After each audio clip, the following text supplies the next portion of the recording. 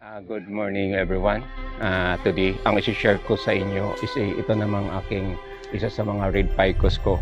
So, hindi ko pwede itong mabuhat because it's very heavy plus may bato pa siya. So, ito ang isa sa mga ficus kong matanda na. So, dito ako magdidepolate kasi it need trimming na naman ito para naman mukhang maging maganda na naman kung maging pula na itong dahon. So, but in fact, dito sa likod na area, may dahon na nagdidilawan. So, I don't know what happened to this one here. So, kaya nahuli ako nito kasi nagpatulong pa ako sa aking anak. Yung tinanggalan namin ng mga ugat dito sa ilalim. So, ito ang lilinisin ko sa ngayon at i-share ko sa inyo. So, magsimula na ako maggupit. Yan lang yung gunting ko sa ngayon.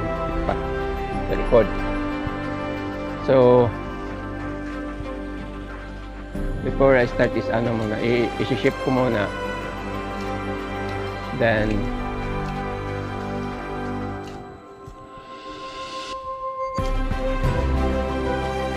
so, kaya dito sa aming lugar is or my home, marami akong red ficus kasi yung mga cuttings ko nito,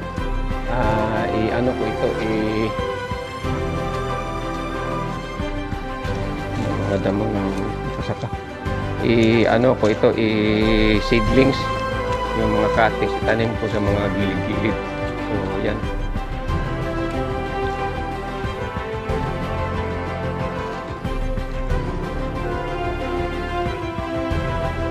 Banting cutting ang ginawa ko. For the reason is that if ever lagyan ko ito ng wire lahat, ang mangyari is maubos yung wire ko sa laki nito at saka sa daming mga sanga nito. So this is just for as a collection, being a bonsai hobbyist or anong tawag pa nun, yung mag-hobby ka ng bonsai. So hindi ko na lang siya pinilit na mag-wire one by one to sa kanyang sanga. Importante lang, mayroon din akong bonsai na ganito kalaki tulad na sampalo ko, pero ito na siguro ang last ko na malaki ko sa maliit na lang ako dahil yung maintenance ito at saka yung pagbuhat mahirap.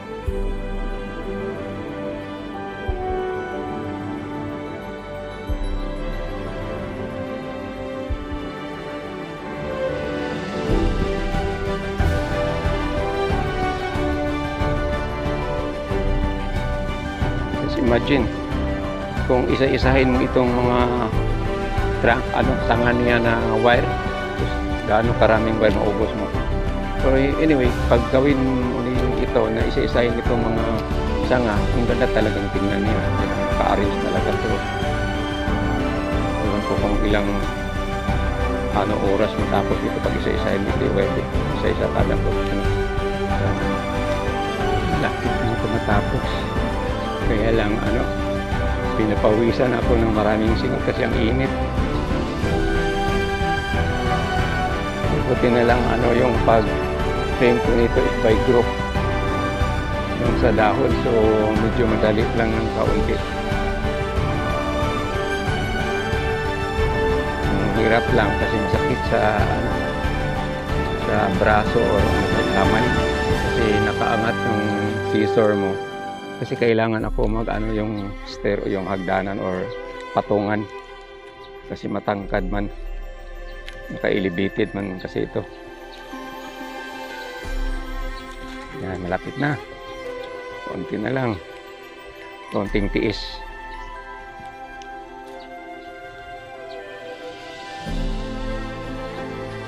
So makikita nyo na yung mga sanga, walang direksyon. So it is a natural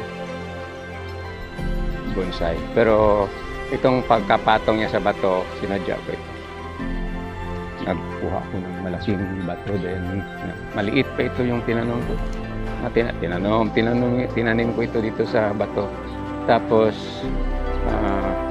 kaya naging slanting siya. Kasi yung pagtanim ko, natumba. Kaya siya tumba, nakita ko parang maganda. So, hinayaan ko na lang na natumba. So, ito nang naging resulta. Then, after for how many years, binigyan ako ng pot ng sister ko. Kasi hindi niya magamit yung malaking pot. This is made of clay. Yun ang ginamit ko. So, ang tibay talaga. Paikos ito pero until now hindi nabasag itong pot. Kaya lang, sobrang bigat. So, sa pagtitiis ng init, ayan, konti na lang, malapit na ako matapos. So, itong mahilig ka talaga kahit mainit, baliwala mo yung init ng araw. Kasi gusto mo talaga makita yung resulta ng ginagawa mo. So, same as what I'm doing here. Na kahit mainit, parang hindi ko mapipil yung init.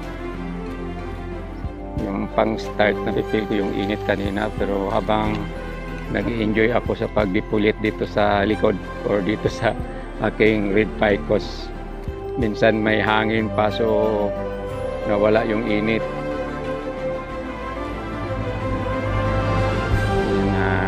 Kaunti na lang kulang. So after this, linisin ko itong sa baba, then lagyan ng abono. Okay. So this is it. Tapos na at last. Ang galit pala, akala ko matagalan ako dito.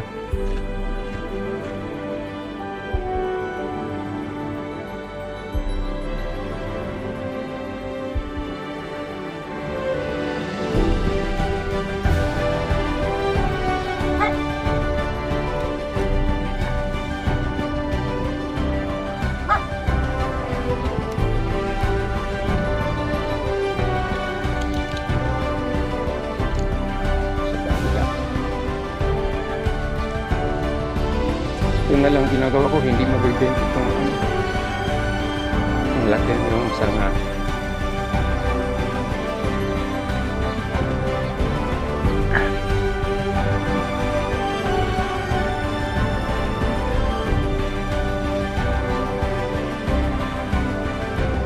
So, natapos ko na natanggalan ng dahon, then nalinisan ko na ito ng kaunti. So, ngayon ang gagawin ko, ito tayo sa kabila. Here, may sanga ito dati.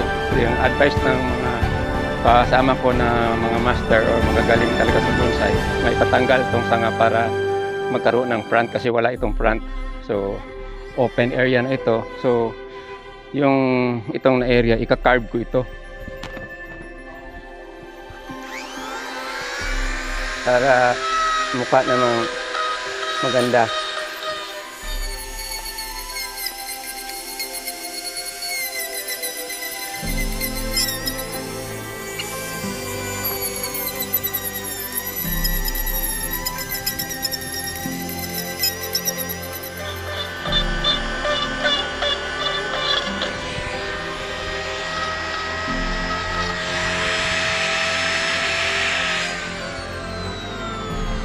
So, naka-carve ko na.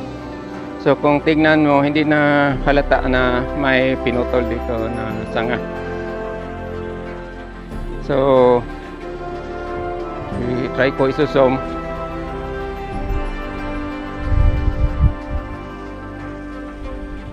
Yan. So, yun ang full na zoom niya. So, hindi masyadong maliwanag. So, that area there is hindi na mahalata na may sanga na pinutol. So, balik na tayo sa standard. Yan.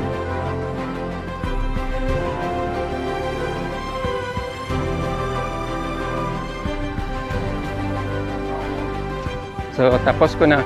Hindi ko lang ipalalim, baka maputol itong trunk.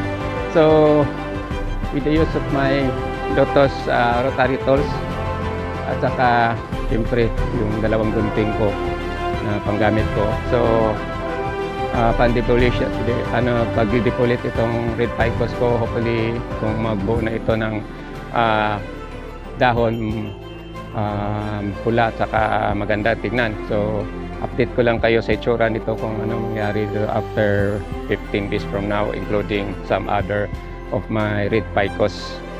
So ito na lang ang masishare ko for today. I think it's already hindi ako nabutan ng tanghali. So it's around 10 o'clock or 9:30. So again, magandang umaga sa inyong lahat. God bless you all. Thank you sa pagpanood sa aking video. Bye-bye.